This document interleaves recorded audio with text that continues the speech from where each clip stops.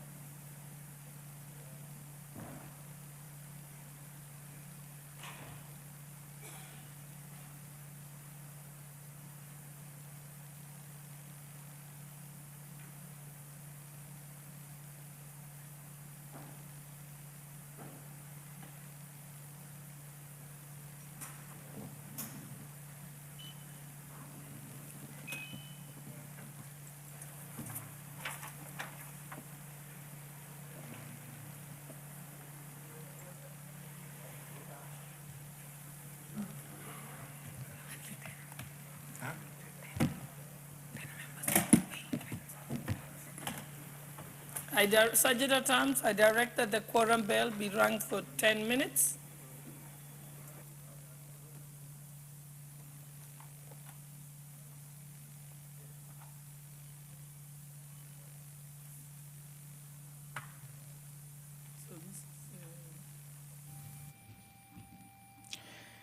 Well, the prayer has been said and the chair taken. However, the House has not quorated yet for it to be able to commence.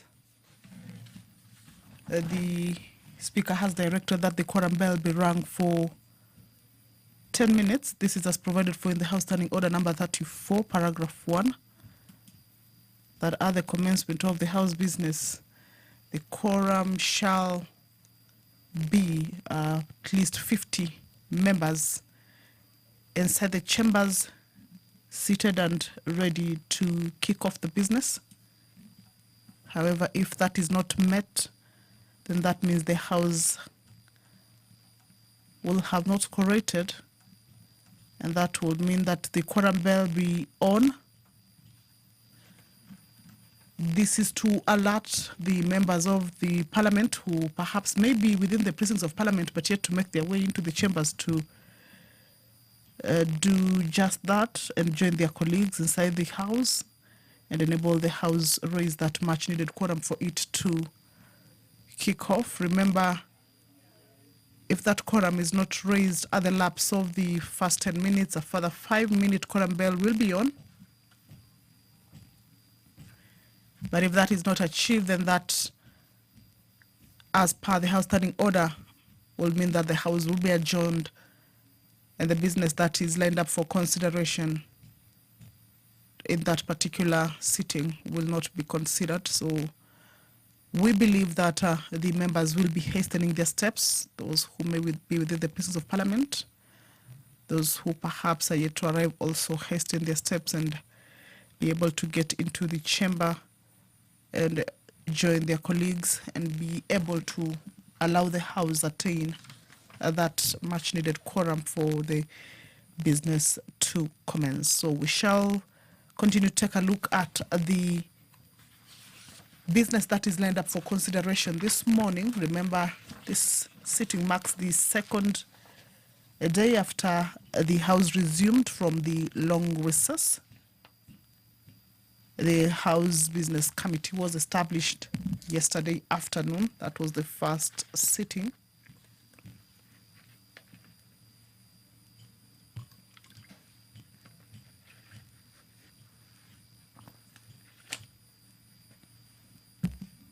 And this morning,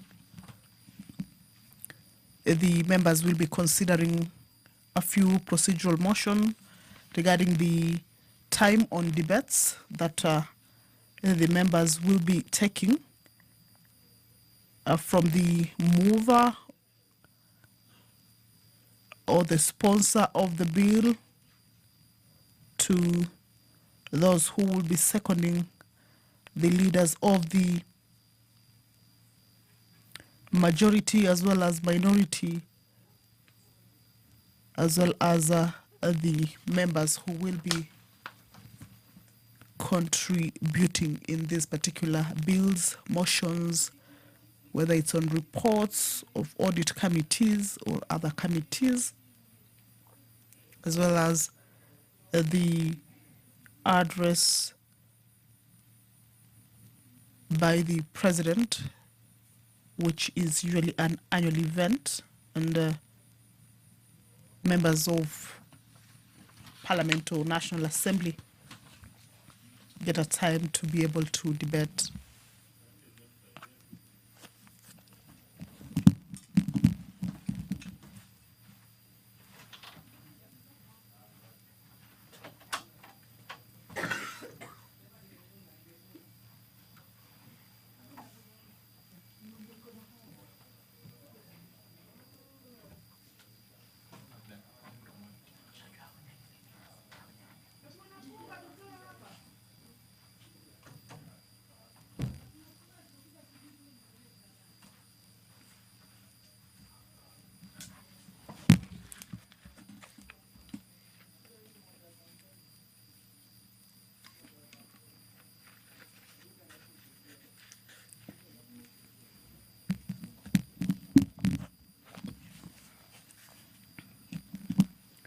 So if you're just joining us, that the House is about to commence its business.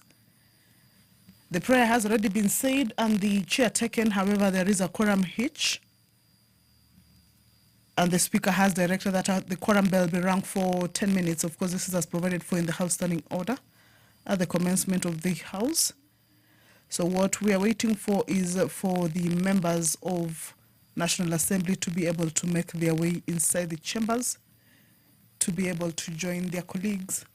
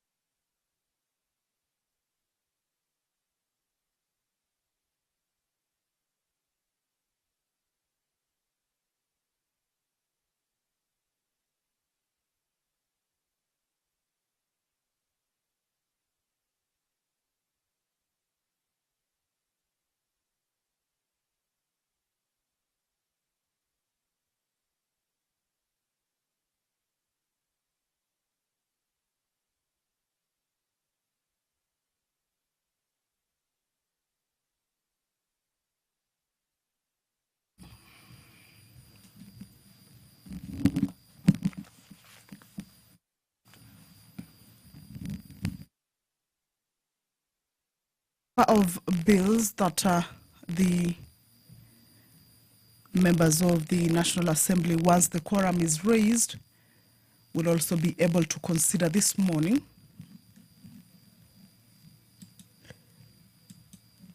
The Sexual Offences Amendment Bill, a bill originating from the National Assembly, Bill number 50 of 2025 by Honorable Udgun Siad, is coming up for first reading.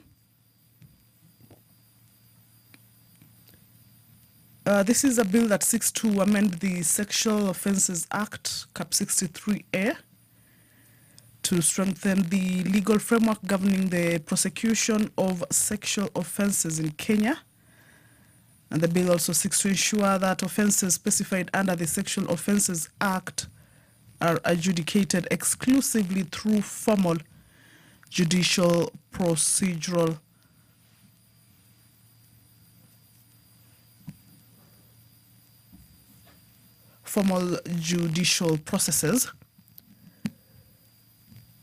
This is a bill that is coming up for first reading.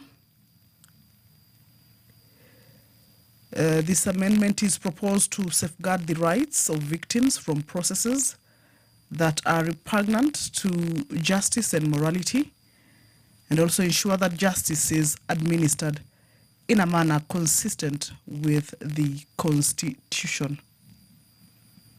The House is about to commence.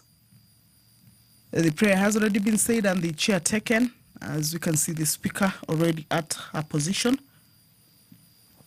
However, there is a quorum hitch. So currently is a 10-minute quorum bell that is underway. Just to give room to the members of the National Assembly who could be running late, but yet to make their way into the chamber. Let's listen in to the speaker. At times, you may stop the quorum bell. Let us proceed.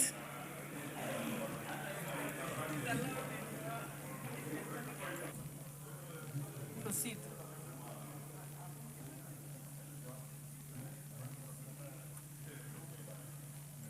Please start.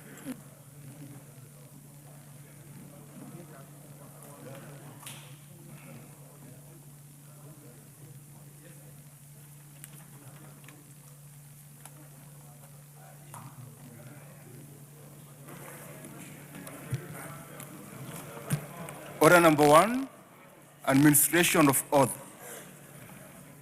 Order number 2, communication from the chair. Order number 3, messages. Order number 4, petitions. Order number 5, papers.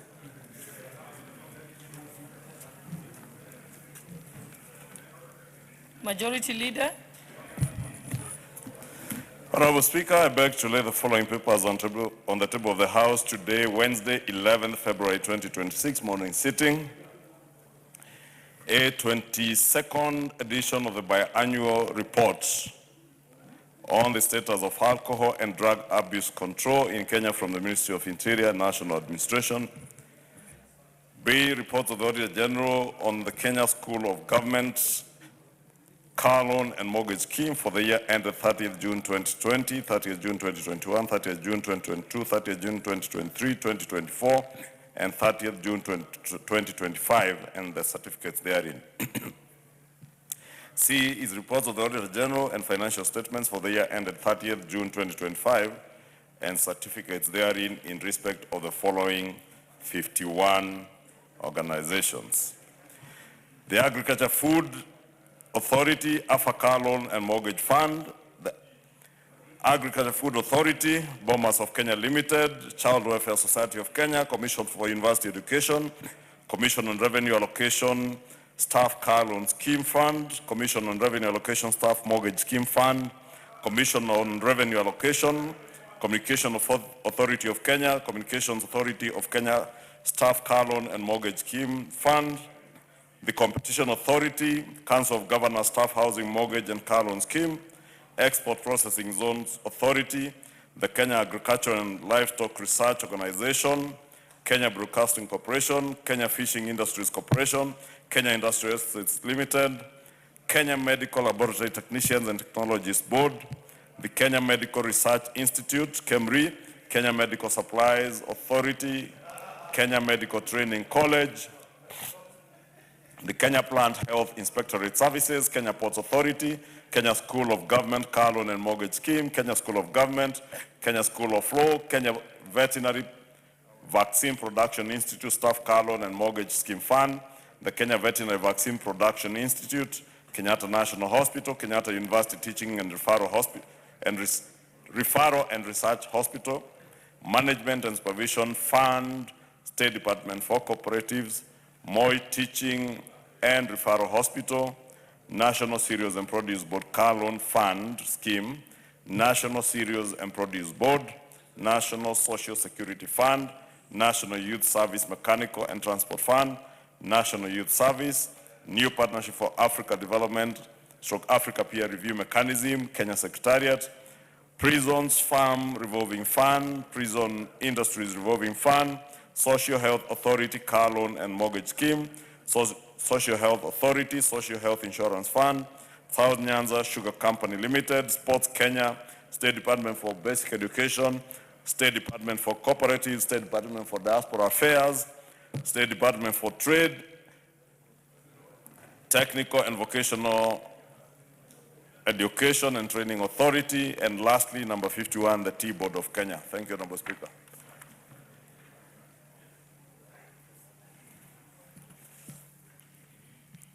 Order number 6, notices of motion. Majority Leader. Thank you, Honorable Speaker. I beg to give notice of the following motion that pursuant to the provision of Standing Order 28, this House approves the calendar of the National Assembly regular sessions for the 5th session 2026 as contained in the schedule to the order paper. Thank you, Honorable Speaker.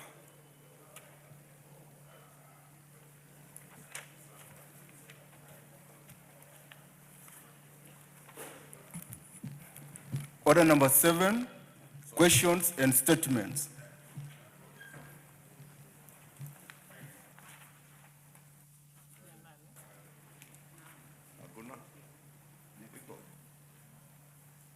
I don't see any questions and statements on the order paper. Are there any? Sorry? Okay, so we move to the next order. I can't see any. Order number 8, procedural motion. Limitation of debate on bills sponsored by parties or committees.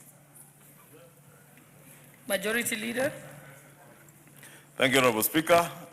Honorable Speaker, I beg to move that pursuant to the provision of Standing Order 97-1, this House orders that each speech in a debate on bills sponsored by a committee, the leader of the majority party or the leader of the minority party be limited as follows: a maximum of 45 minutes for the mover in moving and 15 minutes in replying, a maximum of 30 minutes for the chairperson of the relevant committee if the bill is not sponsored by the relevant committee, and a maximum of 10 minutes for any other member speaking, except the leader of the majority party and the leader of the minority party, who shall be limited to a maximum of 15 minutes each if the bill is not sponsored by either of them, and that priority in speaking be accorded to the leader of the majority party, the leader of the minority party, and the chairperson of the relevant departmental committee in that order. Honorable Speaker, this is a procedural motion. I beg to move and request the Honorable Karemba to second. Thank you, Honorable Speaker, and I second.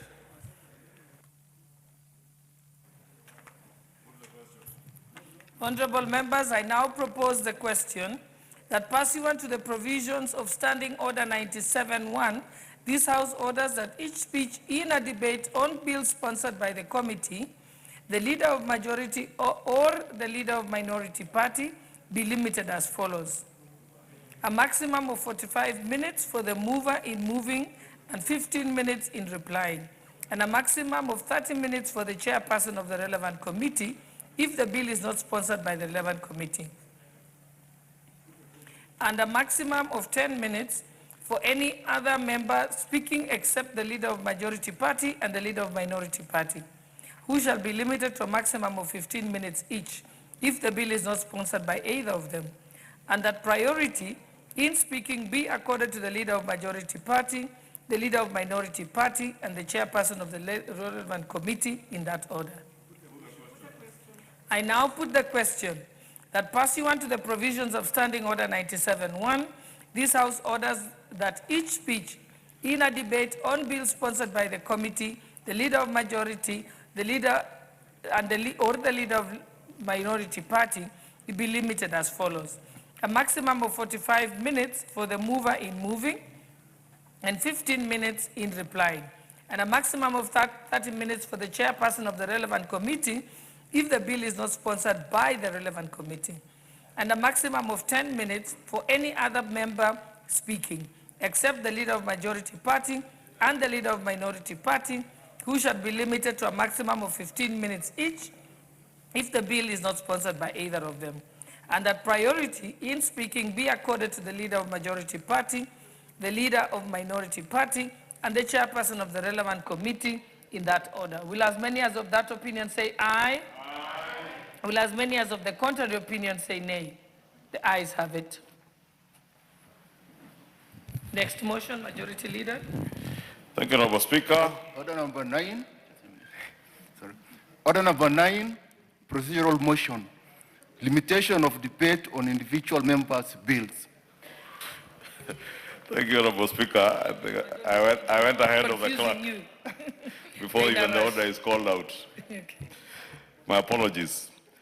And I now beg to move that pursuant to the provisions of Standing Order 97-1 of this House orders that each speech in a debate on bills not sponsored by a committee, the leader of the majority party or the leader of the minority party, be limited as follows: a maximum of 3 hours and 30 minutes with not more than 30 minutes for the mover in moving and 10 minutes in replying, a maximum of 30 minutes for the chairperson of the relevant committee, and a maximum of 10 minutes for any other member speaking except the leader of the majority party and the leader of the minority party, who shall be limited to a maximum of 15 minutes each, and that priority in speaking be accorded to the leader of the majority party, the leader of the minority party, and the chairperson of the relevant departmental committee in that order.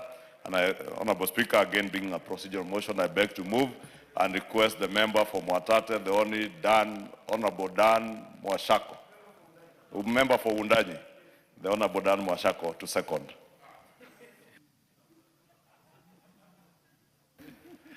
Thank you, Madam Speaker, and thank you, Majority Leader. I will take this opportunity to second. Thank you.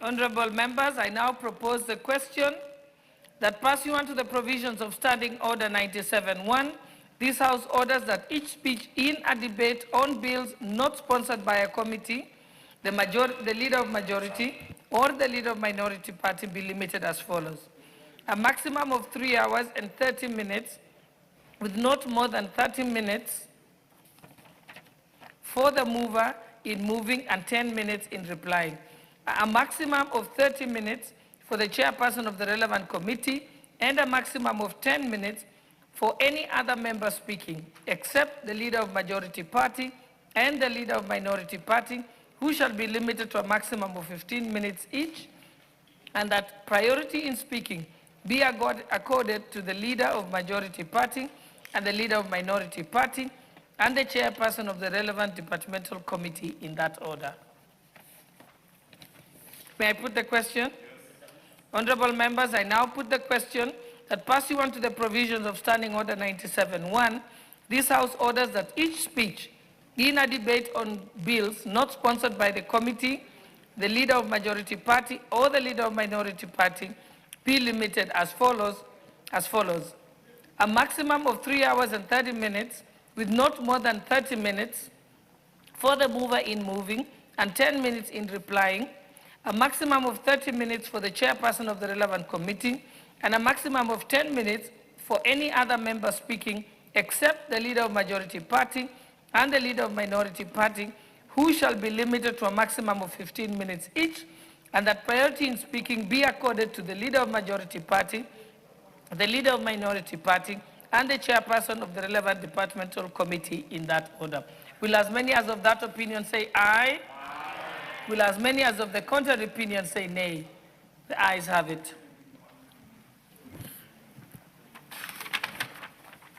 Next order. Order number 10, procedural motion, limitation of debate on motions.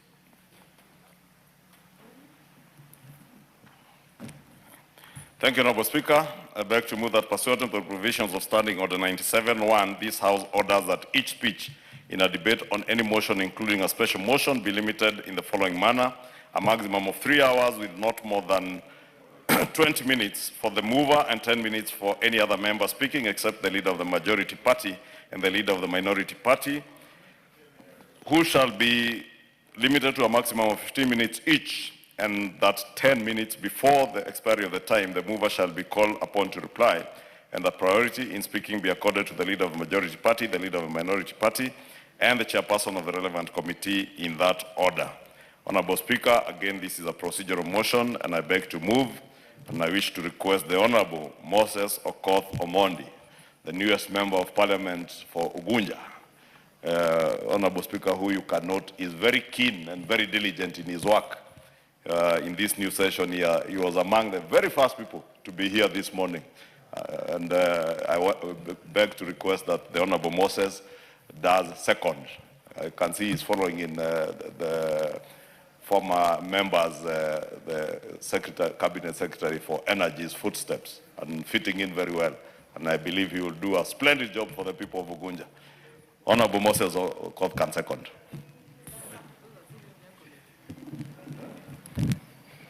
Thank you, Madam Speaker and Majority Leader. Take this opportunity, Madam Speaker, to second the motion. Thank you. Thank you.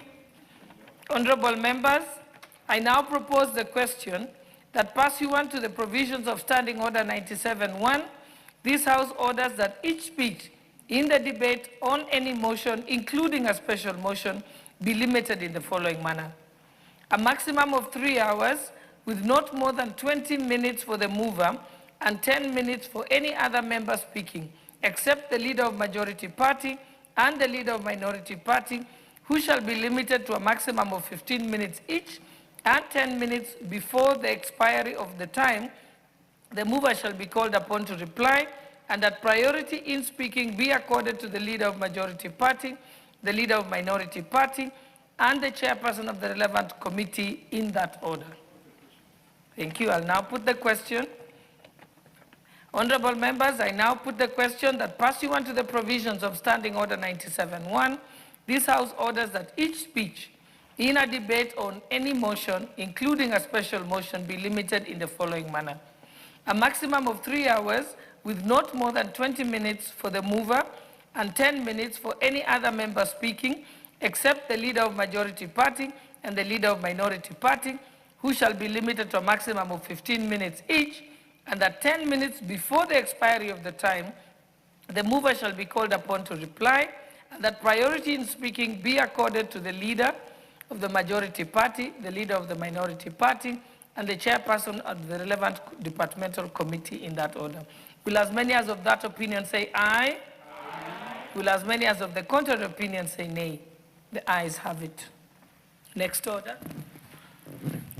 Order number 11, procedural motion, limitation of debate on reports of audit committees.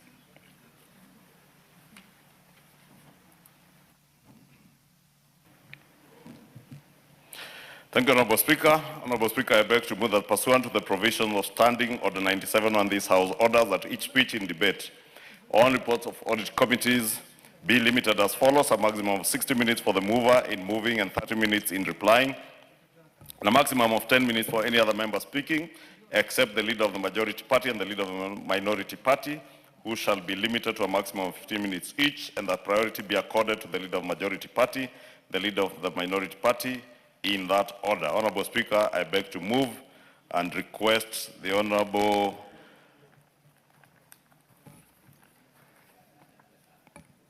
Member for Embu County, the Honorable Double End to second this motion.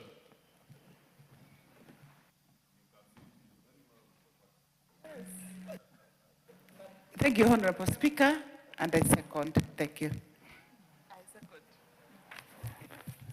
Thank you. Honorable members, I now propose the question that pursuant to the provisions of Standing Order 97, this House orders that each speech in debate on reports of audit committees be limited as follows. A maximum of 60 minutes for the mover in moving and 30 minutes in replying, and a maximum of 10 minutes for any other member speaking except the leader of majority party, the leader of minority party, and who shall be limited to the maximum of 15 minutes each, and that priority be accorded to the leader of majority party and the leader of minority party in that order. The mood of the House that I put the question. Honorable members, I now put the question that pursuant to the provisions of Standing Order 97.1, this House orders that each speech in debate on reports of audit committees be limited as follows. A maximum of 60 minutes for the mover in moving, 30 minutes in replying, and a maximum of 10 minutes for any other member speaking, except the leader of majority party and the leader of minority party, who shall be limited to 15 minutes each. And that priority be accorded to the leader of majority party and the leader of minority party in that order. Will as many as of that opinion say aye? Will as many as of the contrary opinion say nay? The ayes have it. Next order. Order number 12, procedural motion, limitation of debate on other committee reports.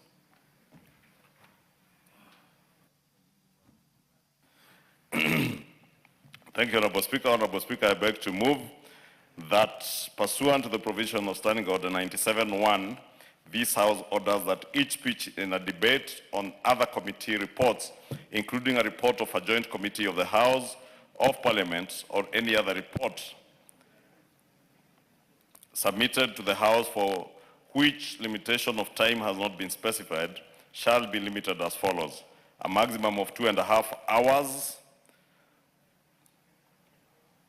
with not more than 20 minutes for the mover in moving and 5 minutes for any other member speaking, including the leader of the majority party and the leader of the minority party and the chairperson of the relevant committee, if the committee report is not moved by the chairperson of the relevant committee. And that 10 minutes before the expiry of the time, the mover shall be called upon to reply. And further, that priority in speaking shall be accorded to the leader of the majority party, the leader of the minority party, in that order. Honorable Speaker, again, being a procedural motion, I beg to move and I request the Honorable Cynthia Muge, the county women rep for Nandi, that has never been short of inobitable female leaders. This is the land of Chelagat Mutai and great leaders like the late Marie Seronei. And now we have a new lioness of Nandi County, the Honorable Cynthia Muge, to second. Correction, Chelagat Mutai was Member of Parliament for Eldoret North, which was later held by the current sitting head of state. So she's from Wasingishu County. You may proceed. Nevertheless, I acknowledge that Cynthia Muge is the lioness of Nandi County. Thank you. Thank you, Honorable Speaker. And I think there's a new debate altogether. But Honorable Speaker, allow me to second this motion and put the record straight that I was the honorable member of the County Assembly for Chelagat Mutai, and I actually know her home, and I know the brother, who is the late John Mutai, the first man in Nandi County to be cremated, Honorable Speaker. So I'm legitimately not just a neighbor, but I was a member of a County Assembly for Chelagat Mutai the Great. So we carry the spirit of Chelagat Mutai.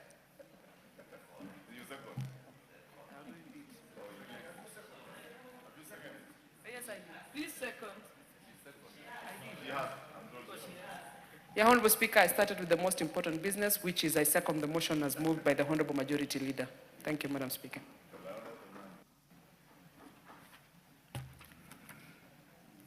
Honorable members, I now propose the question that pursuant to the provisions of Standing Order 97.1, this House orders that each speech in a debate on other committee reports, including the report of the Joint Committee of the Houses of Parliament, or any other report submitted to the House for which limitation of time has not been specified, shall be limited as follows. A maximum of 2.5 hours with not more than 20 minutes for the mover in moving and 5 minutes for any other member speaking, including the leader of majority party and the leader of minority party and the chairperson of the relevant committee. If the committee report is not moved by the chairperson of the relevant committee, and at 10 minutes before the expiry of the time, the mover shall be called upon to reply, and further, that priority in speaking shall be accorded to the leader of majority party and the leader of minority party in that order. I now put the question that pursuant to the provisions of Standing Order 97.1, this House orders that each speech in a debate on other committee reports, including a report of the Joint Committee of the Houses of Parliament, or any other report submitted to the House for which limitation of time has not been specified, shall be limited as follows. A maximum of 2.5 hours with not more than 20 minutes for the mover in moving and 5 minutes for any other member speaking, including the leader of majority party and the leader of minority party and the chairperson of the relevant committee. If the committee report is not moved by the chairperson of the relevant committee, and at 10 minutes before the expiry of the time of the mover, the mover shall be called upon to reply, and further, that the priority in speaking shall be accorded to the leader of majority party and the leader of minority party in that order. Will as many as of that opinion say aye? Aye. Will as many as of the contrary opinion say nay? The ayes have it. And Majority Leader, let me just also reconfirm this. Jan Mutai was a very senior employee in Shell Kenya. I was one of his first interns, and he was my chief campaigner in Uasin Gishu County. Their ancestral home may be Nandi County, but they chose to be elected and to vote in Uasin Gishu County. So that is still my claim to fame. Okay, can we move to the next motion? We shall carry that outside. Majority Leader, you shall be the moderator of this argument and debate. Thank you. Order number 13, procedural motion, limitation of debate on the address by the President. Honorable Speaker, on a light note, I doubt I will be a neutral arbiter in that battle between Uasin Gishu and Nandi County on who hails from where, whose ancestral land was where. Because, Honorable Speaker, I cannot be a neutral arbiter because my ancestral land is also in Nandi County. That is the land where my mother was born in Kipchamoti Estate in Nandi Hills. I therefore want to recuse myself from being an arbiter on that matter. You are hereby duly disqualified. I definitely cannot be a neutral arbiter in that matter. I have deep interest in Nandi County being my ancestral home, despite also having been elected in Kikuyu constituency in Kiambu County, in the Mount Kenya region. Honorable Speaker, I beg to move that, noting that Standing Order 24.6 provides that debate on a motion on the address by the President shall be limited to not more than 4 sitting days, and pursuant to the provision of Standing Order 97.1, this House orders that debate on a motion on the address by His Excellency the President under Article 132(1)(a) of the Constitution shall be limited as follows: a maximum of 30 minutes for the mover in moving, 20 minutes for the leader of the minority party, and 10 minutes each to the chairperson of the Department Committee on Justice and Legal Affairs to speak on the report submitted under Article 132(1)(ci) of the Constitution relating to the realization of the national values. The chairperson of the Departmental Committee on Defense, Intelligence and Foreign Relations to speak on the report submitted under Article 132(1)(c)(3). Sorry, first article was 132(c)(1), not I. And now a report submitted under Article 132C(3) of the Constitution relating to the progress made in fulfilling the international obligations of the Republic, and the chairperson of the Departmental Committee on Administration and Internal Security to speak on the report submitted under Article 240, Sub-Article 7 of the Constitution relating to the state of the security of the country, and 5 minutes for any other member speaking, and that 10 minutes before the expiry of the time, the mover shall be called to reply. And I beg to move and request my junior at the school and member for Kitutu Masaba, the Honorable Clive Ombane Gisairo, to second, having gone to the school. Thank you, Honorable Speaker. Yeah, for those who are asking, the school, there's only one school in Kenya, and that's Alliance High School. Honorable Speaker, I second. You forgot to start with the title, The Alliance, as the Majority Leader constantly reminds us. Honorable members, I now propose the question that, noting that Standing Order 24(6) provides a debate on a motion on the address of the President shall be limited to not more than 4 sitting days, and pursuant to the provisions of Standing Order 97(1), this House orders that the debate on a motion on the address by His Excellency the President under Article 132(1)(a) of the Constitution shall be limited as follows: a maximum of 30 minutes for the mover in moving, 20 minutes for the Leader of Majority Party, and 10 minutes each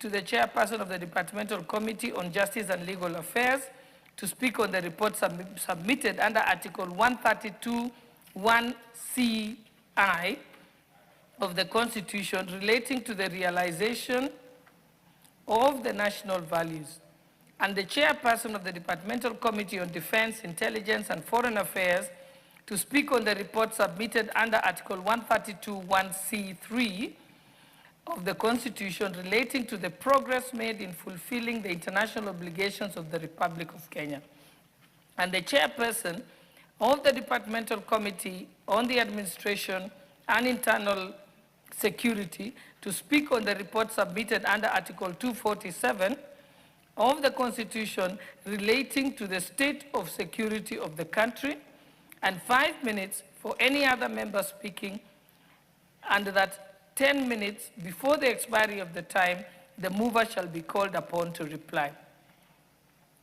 Honorable members, I now put the question that, noting that Standing Order 24(6) provides that the debate on a motion on the address of the President shall be limited to not more than 4 sitting days, and pursuant to the provisions of Standing Order 97(1), this House orders that the debate on a motion on the address by His Excellency the President under Article 132(1)(a) of the Constitution shall be limited as follows: a maximum of 30 minutes for the mover in moving, 20 minutes for the Leader of Minority Party, and 10 minutes each to the Chairperson of the Departmental Committee on Justice and Legal Affairs to speak on the reports submitted under Article 132(1)(ci) of the Constitution relating to the realization of national values.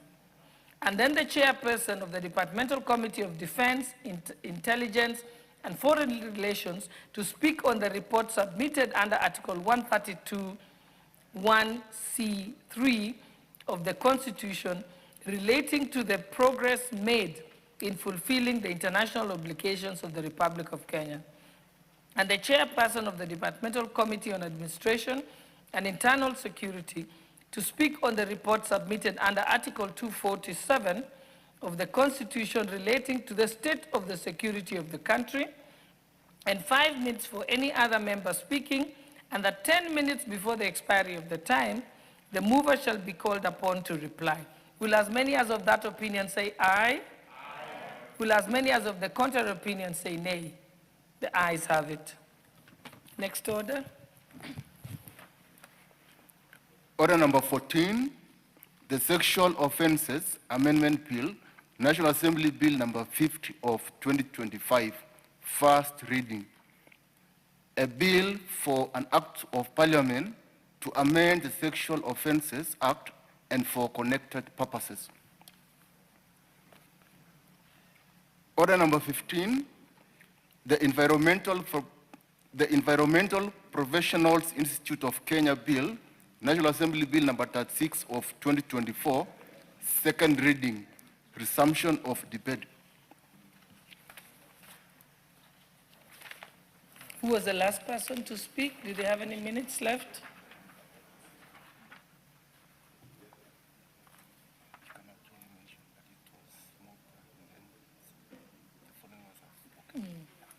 Okay, honorable members, because it's a new year, we can just remind you that it was moved by the Honorable George Gashagwa, and then then seconded by the Honorable Timothy Toroitich.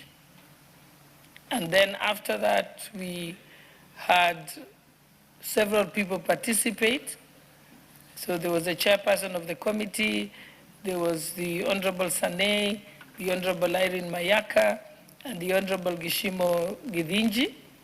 And I think he had no balance of time. So now this is open for debate.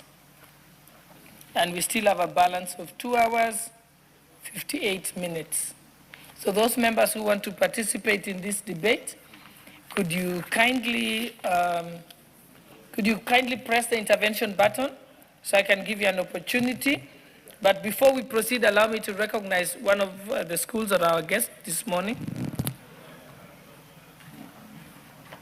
Honorable members, I wish to recognize the presence of the following school: ACK St. Michael Model School from Kajiado North Constituency, Kajiado County, who are seated in the public gallery.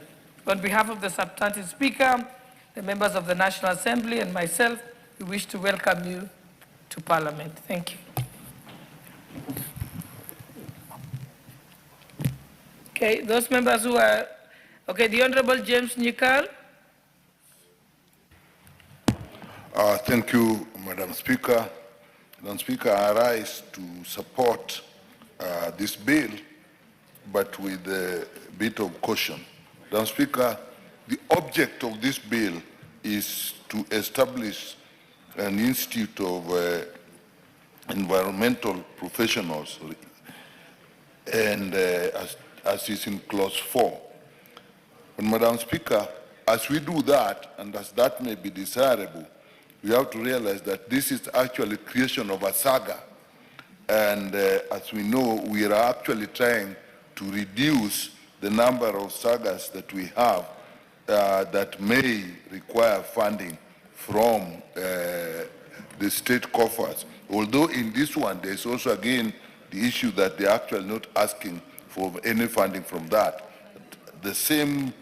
All the same, that is actually an issue that we should look at.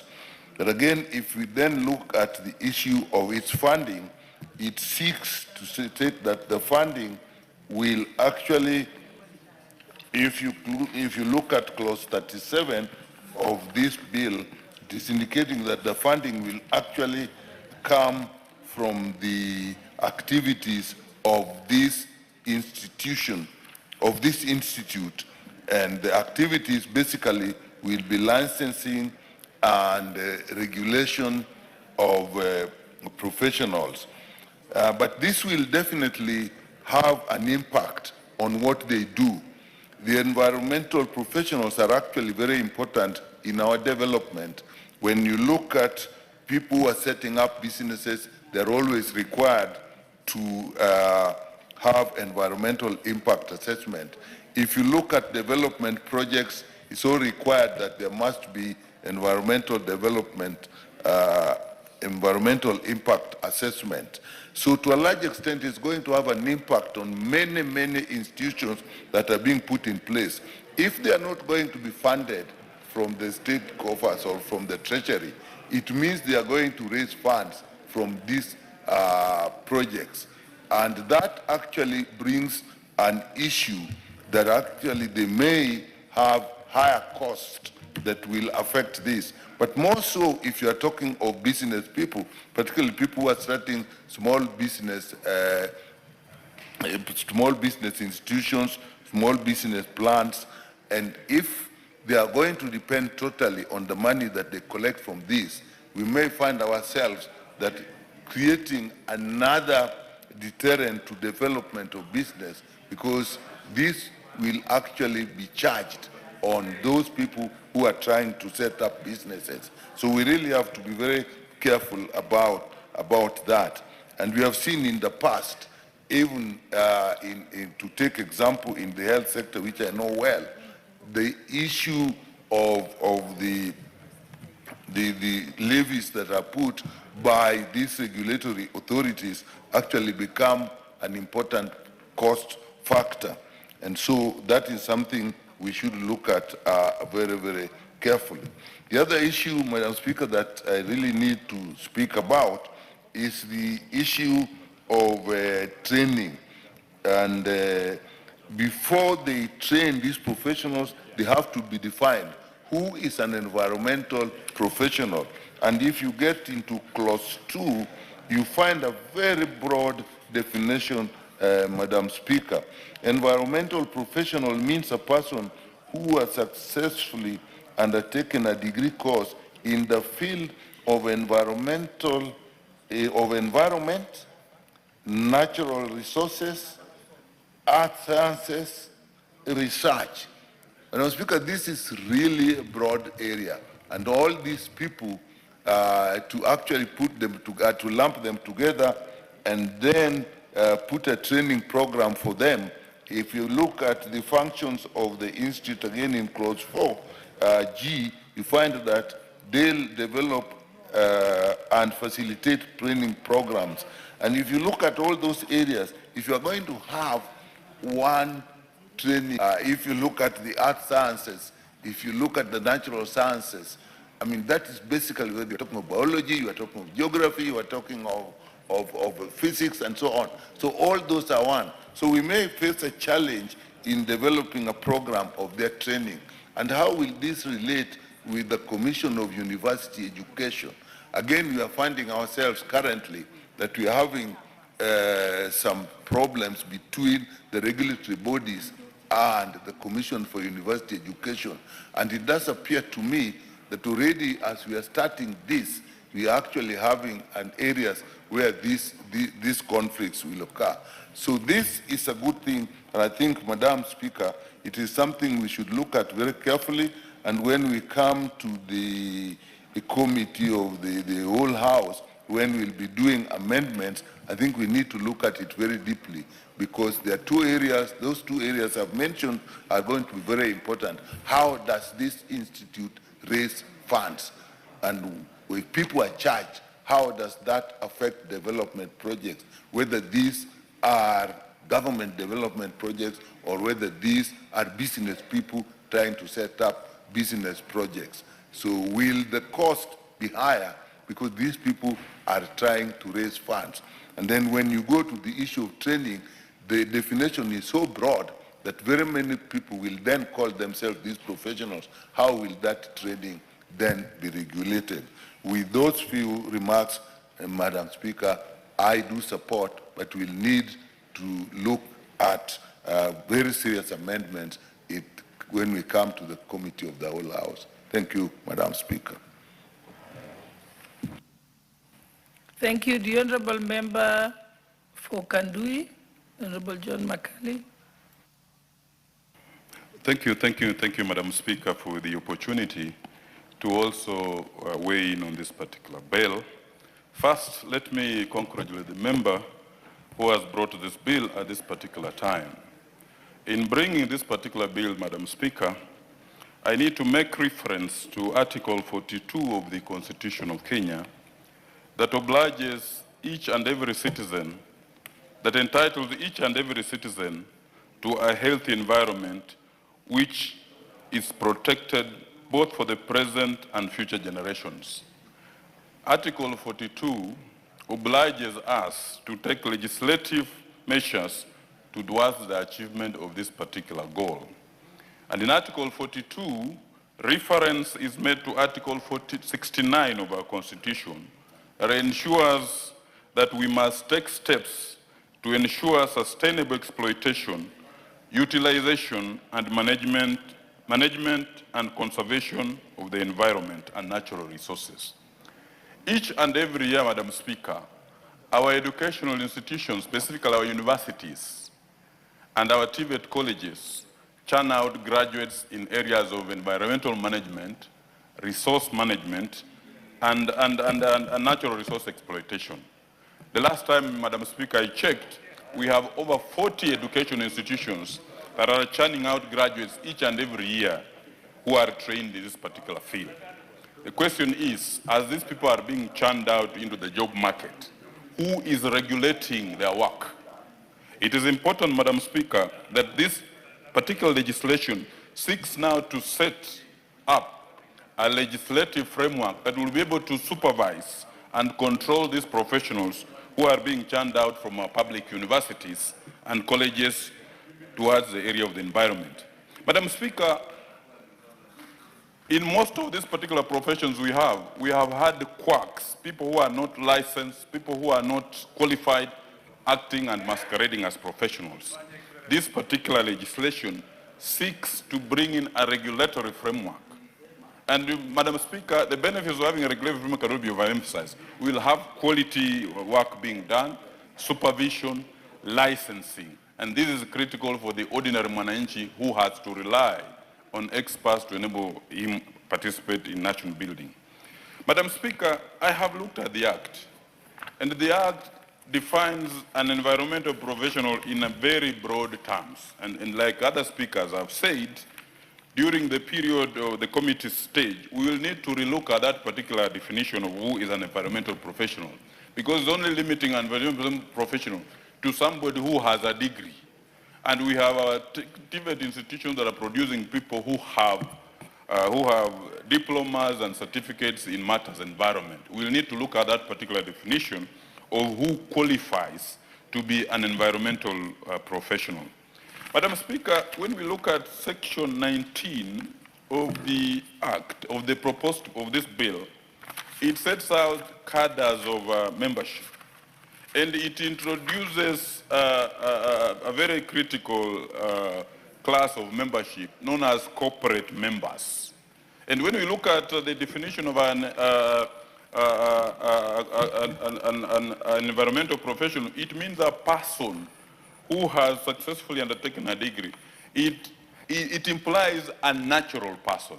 But when you look at the provisions of section 19, it brings in a corporate membership, which Madam Speaker, will need to relook at when we will be looking at, when we will be in the committee of the whole House. Madam Speaker, it is important that we have this particular area regularized and ensure that there isn't any conflict with the existing legislation, because we have the Environmental Management and Coordination Act, which has several provisions towards regulation of this profession in the environmental area. We will need, Madam Speaker, during the committee of the whole House, to relook so that we avoid any conflict with the existing legislation that will lead to duplicity in the terms of application of this particular proposed bill. Over and above all, Madam Speaker, the intention of the bill is honest. It seeks to enhance professional accountability and eliminate unqualified environmental practitioners. Madam Speaker, you realize that in the rural areas, if you have to do up a house, if you have to do any project, you have to get consent from the environmental authorities. Once we can have professionals in this particular area, Madam Speaker, we'll be able to straighten up the operations in our rural areas. And Madam Speaker, also, this bill seeks to strengthen environmental decision making. It sets up a council which will be able to, do international linkages. We are not an island. We need to do international linkages and have connectivity with our neighbors. So, Madam Speaker, the bill is well-intentioned. We will have better compliance with environmental issues and standards. We'll have stronger institutional capacity for sustainable development and protection of the public interests and contribute right to a clean environment.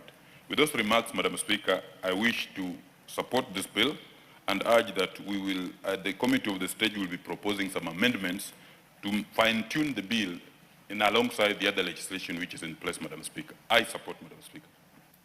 Thank you. The Honorable George Murugara, member for Tharaka Nithi. But also members, I only see the only person left is Honorable Murugara. Kindly press the intervention button if you want to contribute to this debate. Proceed, Honorable Murugara. Thank you. Thank you very much, Madam Speaker. Madam Speaker, I also rise to support this bill. It's a very important bill by my namesake, Honorable George Gachagua of Ndaragwa. And especially because today, as we debate and talk about any matter in the country, environment always takes a center stage. We cannot do any plans for development. We cannot do any matters regarding improvement of physical areas without talking about environment.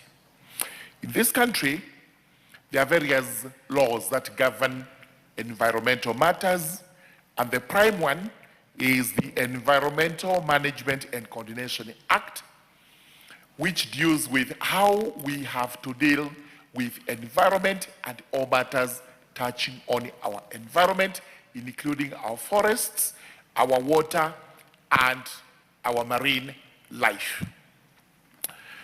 Honorable Speaker, when we talk about environment, we include our climate, and this is why there is a big debate in the world today as we talk about climate change. This is purely environmental, and it must be borne in mind when we are discussing such a vital bill. We also have to talk about mining, because our minerals and petroleum products are part of our environment and environmental resources. Therefore, it is vitally important that we commit issues environment to an entity, to a body, to an institute like what is being proposed here, so that experts in the environment can come under one roof, and when it comes to us Kenyans to enjoy services on matters environment, we know where to call. We can go to an institute and we shall get professional advice on who most suits to give advice on what is in issue. Of course, there are other laws, including the Physical Planning Act. We have the County Governments Act, and all these other laws that regulate matters environment. What is being proposed here is that just like the Human Resources Institute, which was actually formed the other day, the experts in environment too have to have their own self-regulating body, and therefore it joins the class of the Law Society of Kenya, the Architectural Association of Kenya, the Engineers Registration Board, and all these professionals that have a body that regulates them. So what would be the purpose of this body? Number one is to ensure that we are properly advised, we are properly guided in matters relating environment. We do not have to be taken around in circles. You've seen people coming over and they are telling us we are going to sell to you things called carbon credits, etc., etc. Some of which we really do not have the know-how. We do not have the knowledge of weighing and waiting to know whether these are viable projects or they are just people out to make money using us without our knowledge. Such an institute would actually be the first port of call, and the government in regulating such entities coming into the country would be getting advice from this body, because most important, it will be there to render advisory services to the government and to Kenyans to ensure that we are well informed on matters environment. I therefore support this bill. We will look at it close by close in the committee of the whole house.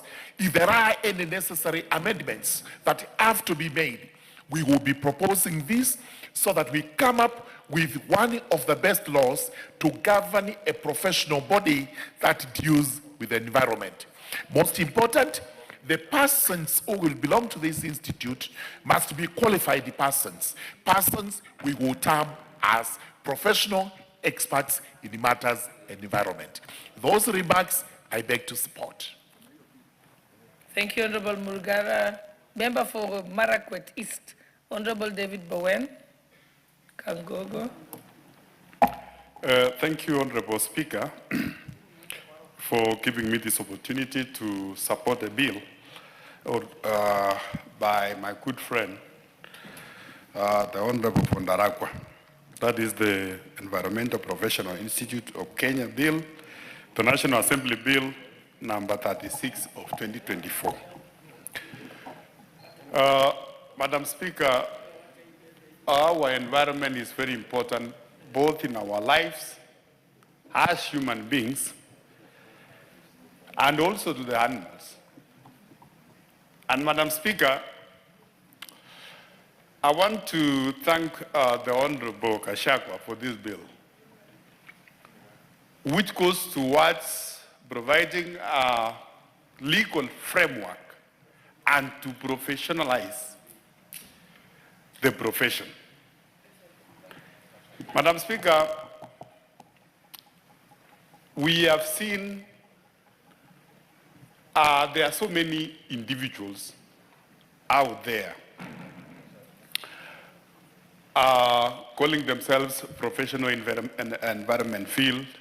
No one knows their backgrounds, no one knows their education. And Madam Speaker, if this bill is approved by this House and passed, it's going to make sure that we have a competent people to manage our environment and the environmental issues.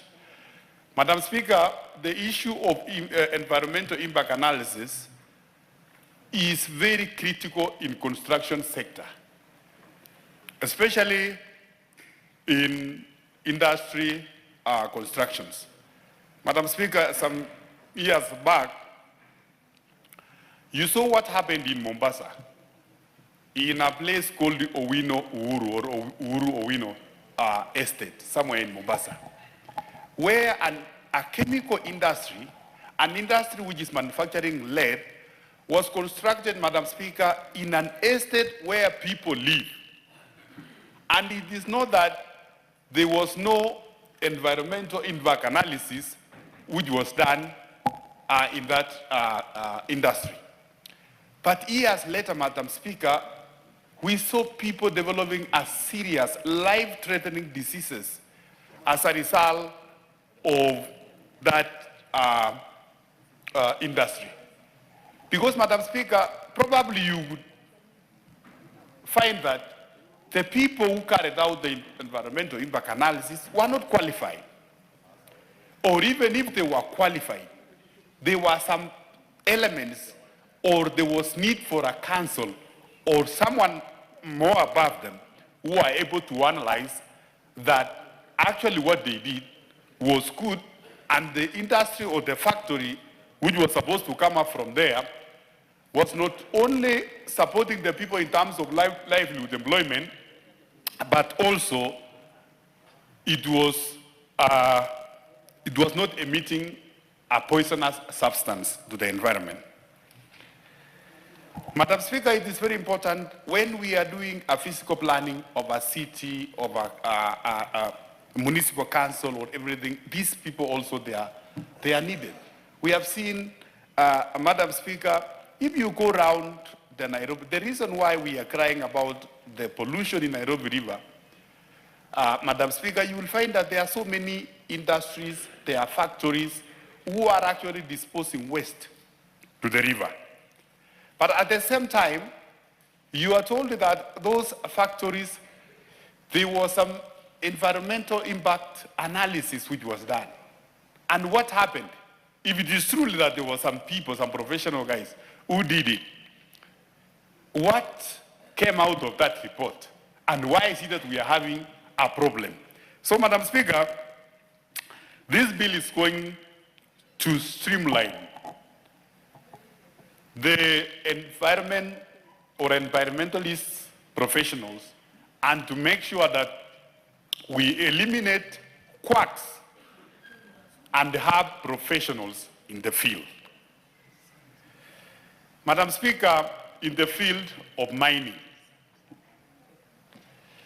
if you go to the parts of, say, West Pokot, Madam Speaker, the western part of those sides of Viga, people are mining haphazardly.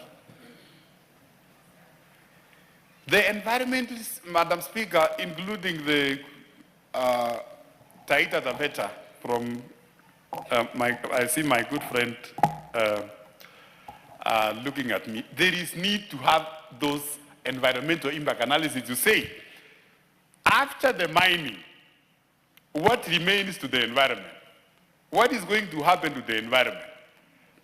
Yes, the mining is good, but there must be a provision that this mining will not affect the environment, and even after the mining, there is need to restore the environment to the original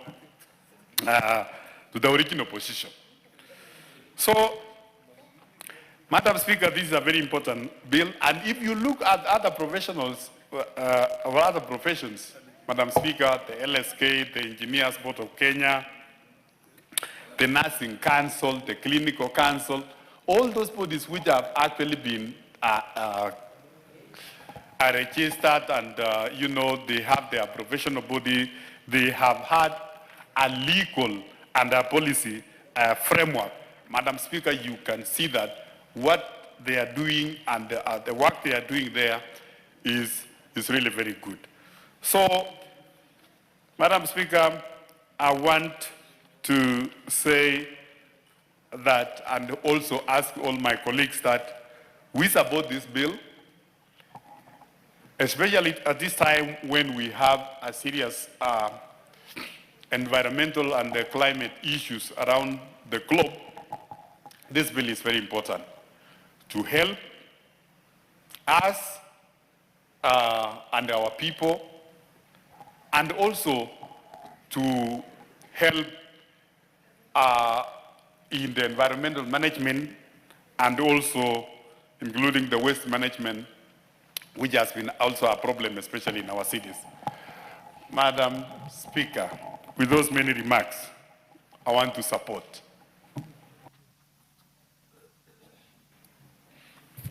Before we proceed, allow me to recognize student guests in Parliament, in the National Assembly today. I wish to recognize the presence of the following school: Jonathan Gloward Academy from Langata constituency, Nairobi County, who are seated in the public gallery. And on behalf of the National Assembly, I shall call upon the Honorable Member for Wundanyi, Honorable Mwashoko, to welcome them on our behalf.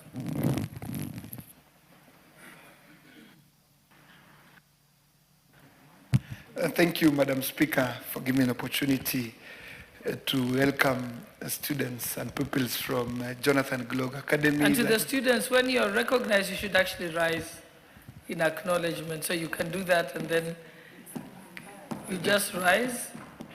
Yes. And Sergeant at Arms, make sure you always give them a brief. You now may be seated. We'll allow the Honorable Member to welcome you.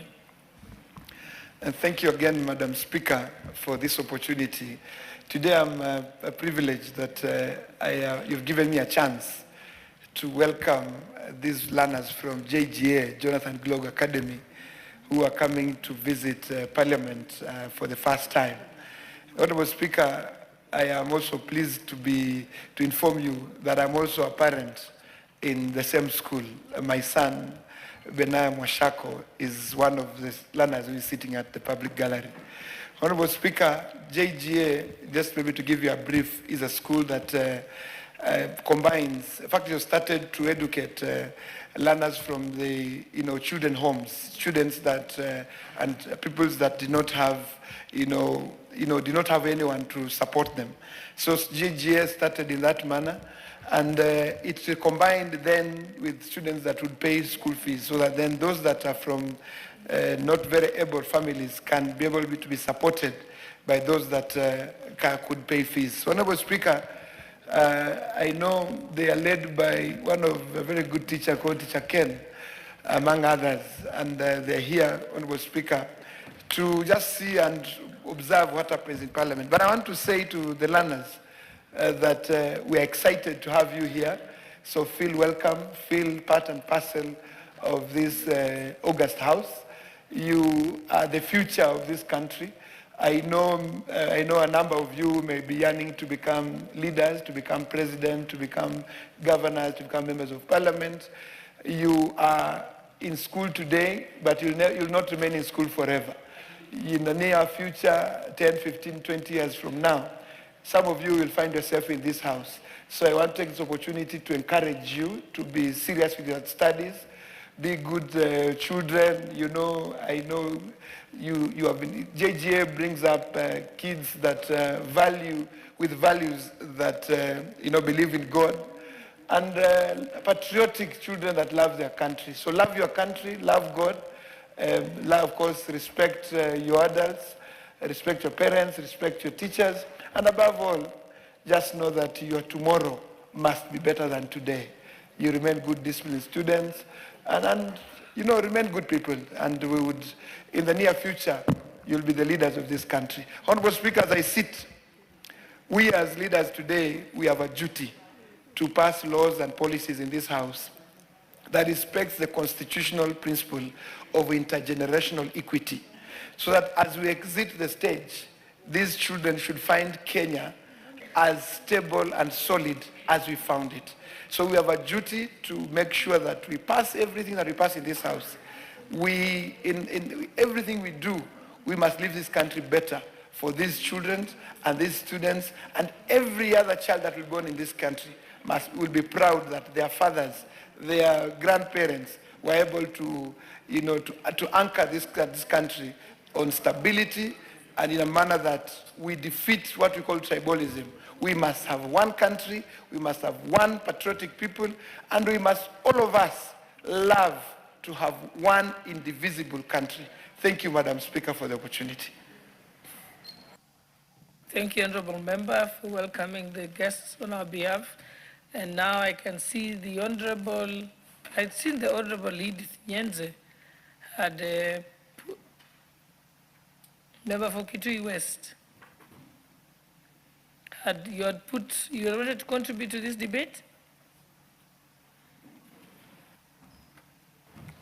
Not really, Madam, but let me just take this opportunity to welcome the students and say that your MP has really put it very well. I wish you all the best in life, and we love you, and we are concerned about your welfare. Thank you. Thank you, Honourable Nyenze. And the Honourable Member for Tindere, did you want to contribute? Proceed. Thank you, thank you, Madam Speaker. Madam Speaker, I rise to contribute this bill on the Environmental Protection Institute of Kenya bill, and this is a very important bill, Madam Speaker, on the following basis. That one, like all other bills that guide and develop professionalism in a country, the Kenya Professional Institute of the Environmental Professional Institute of Kenya is very important. If you look at the Engineers Professional Bill or the Institute of Surveyors Bill, and all the bills that guide and give directions on professionalism, on good governance, on good management, and the development of a profession, this bill is very important. Madam Speaker, I want to thank Honorable Gachagua for giving us a very good bill. In this bill, he has indicated what in clauses 3 to 17, the Environmental Professional Institute of Kenya gives is actually going to be a corporate body. The body that is going to register, regulate, and exercise general supervision and control over professional developments and practice of registered environmentalists in Kenya. Every other time, we've had a number of what we call a professional impact assessment, or what we call environment impact assessment done by professionals, yet the outcome of it is very disastrous in this country. Yet an environmentalist of high standing, of repute, appended his signature or her signature, and when you go through what is going to come out of it, lives will be lost in terms of waste disposal, in terms of the impact is quite huge for the country. It is through this bill that the professionals are now going to be brought to book. It is through this bill that the professionals will be held accountable. And in fact, they can be deregistered, they can be penalized, and they can even be removed from the role of professionals as environmentalists. Madam Speaker, the issue of research is very important in any society. And research and development is key in development or in the growth of any professions and professional groups in a country. That the Institute is going to develop an arm in research on earth sciences, on environmental issues, and more importantly, on even accrediting and regulating the membership of the professionals. In fact, they have categorized professionals into various groups: fellows of the Institute, honorary members, and even members who have done quite commendable work within the society. In fact, Madam Speaker, I want to say that the bill is actually out there, and it is something that is going to talk about the climate change. These are issues that what we are facing today as a country and the world is the issue of climate change. I think most of our world leaders have been attending to World Climate Summits. And one of the problems that we are facing today is the mistakes that were done by not taking keen interest in what the professionals have been saying about the environment. Mining in this country, and even coming up with buildings along riverbanks, not taking into consideration our water catchment areas, more importantly the swamp, and all those other issues, has actually caused what we call the warming up of the climate. The emissions that we get today, all these are as a result of advices that were given, but some professionals even decided to side with mining companies where they are now trying to pour waste into the waters, bring diseases among communities, and this particular body is going to regulate, register, and even deregister those kind of members. Last, honorable members, I want to say that as like other professions, I want to urge the member to note that issues concerning the environment be put, issues or penalties be really introduced into this particular bill.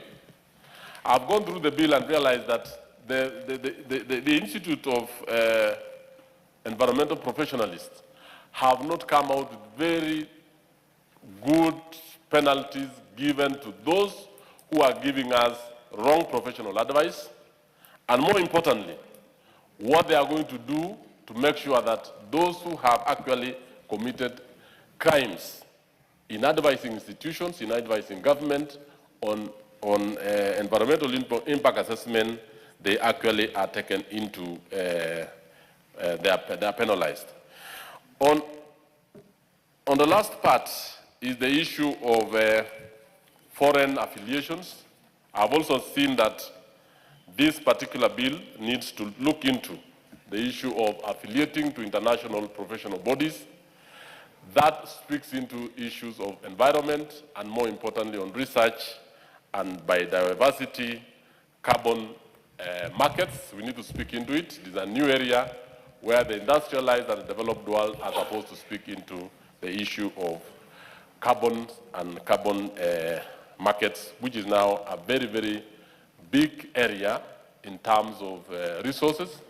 But how do we, as developing countries who do not contribute a lot to the carbon emission, benefit a lot, because we are the ones actually who are the guardians of the environment and the universe. I thank you, and I thank the owner of the bill. Thank you, Madam Speaker. Thank you very much, Chair. The Honorable Gladys Boss.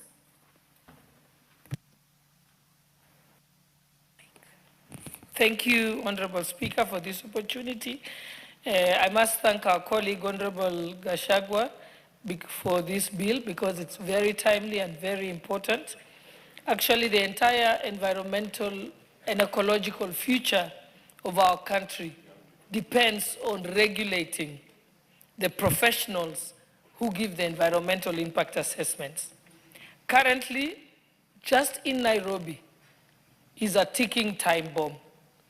Already, too many boreholes within the limited radius have been approved because the environmental impact assessment cleared it. And now we are informed reliably, and there's been many articles about it, that Nairobi will soon sink because there's a borehole underneath every tall building. Yet you're supposed to have a borehole within a certain area, and that radius should be able to use the same borehole. We also have seen what has happened. And particularly, casing example is Kilimani area and Parklands area. Buildings have been approved for construction up to 22 stories high, but the same sewer system is still being used. So you've increased the population and the buildings in the area by 1,000 times. Yet the road remains the same, the sewer system remains the same. There is no drainage that has been built. So even where the physical planning department of the county hall has had the environmental impact assessment, should have picked it out so that it can prevent other people from clearing it. But if they say there is no environmental impact, or they give a positive report, then such buildings are cleared that are going to destroy our city. When you look at also what has happened, and I'm just giving the example of Nairobi, where, again, buildings have been built next onto the riparian zone. So what does that happen?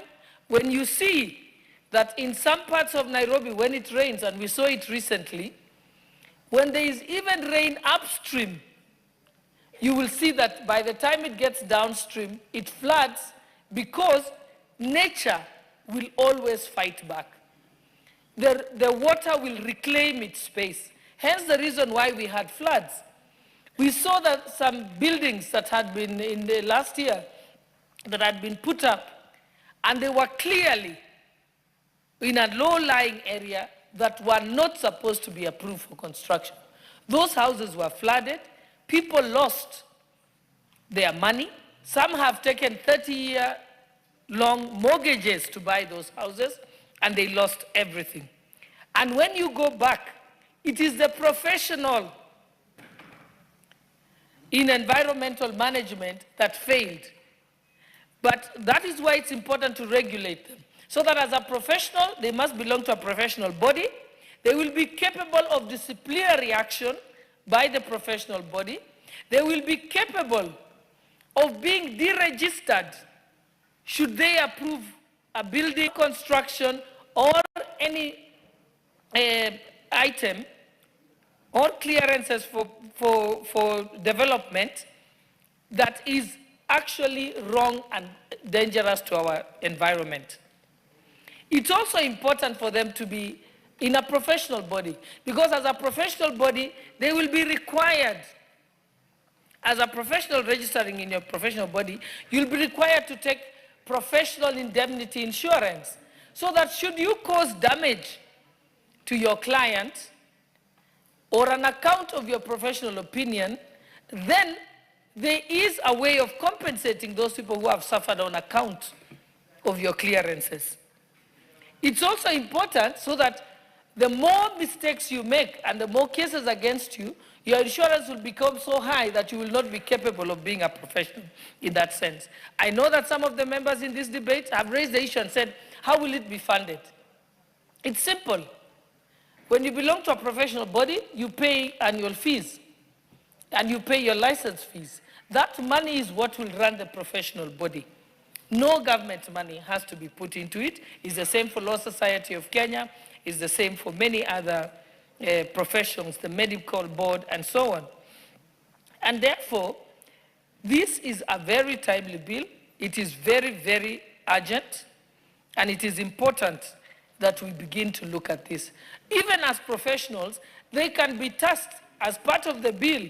We should put in regulations that they actually should advise the government and the county governments during developments, to advise, including the Ministry of Roads, when they are undertaking construction or infrastructure development. For example, we have the long-standing problem that we say that people have markets right at the roadside, or people are setting up directly at the roadside. We have buildings directly at the roadside. If we look at any other organized country, what happens is people exit the main road, and there is an area that is designated for putting up a shopping center. But it can't be along the entire road because it poses danger to members of the public.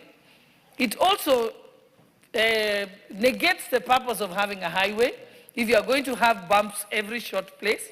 And therefore, we want to make sure that all professionals involved in any form of development, be it those in environmental management, civil engineers, and so on, also amend their laws.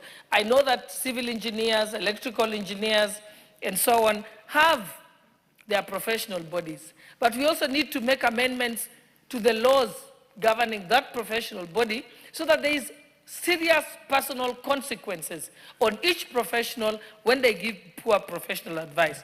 And with that, I like to say that I will support this bill, and it's timely. Thank you, Honorable Speaker. Thank you. The Honorable Paul Murigi, member for Igembe South. Thank you, Madam Speaker. Madam Speaker, also I rise to support this bill and thank my friend Honorable Gashagwa for coming up with this good bill, Madam Speaker. Madam Speaker, it has taken many years for this country to realize such institution, since currently there is no institution which regulates matters environment. But through this proposed bill, Madam Speaker, it will bring sanity in our environment, Madam Speaker.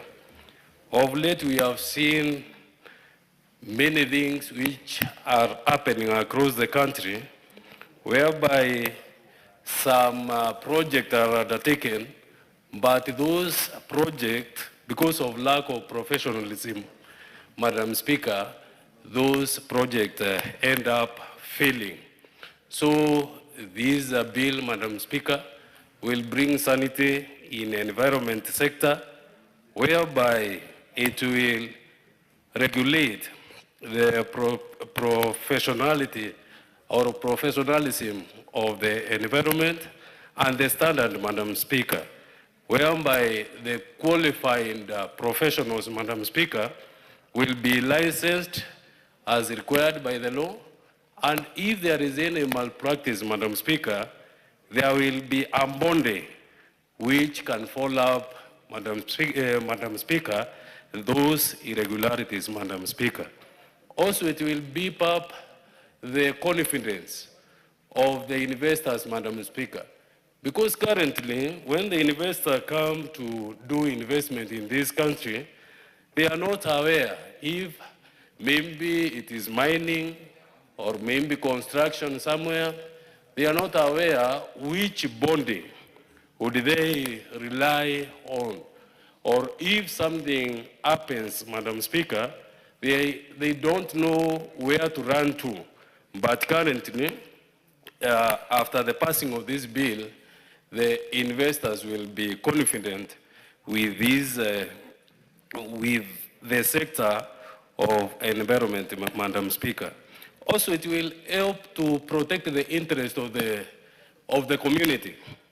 Since, for example, Madam Speaker, you will get some investors or NGO selling carbon credit, Madam Speaker, without the awareness of the community. So through this institution, it will regulate who will be doing that work and how it will be done so that the community can get the benefit of the environment. Since the communities, Madam Speaker, some crooks are relying on the trees which are planted by the community through selling of the carbon credit because they know there is nobody which is regulating this sector, Madam Speaker.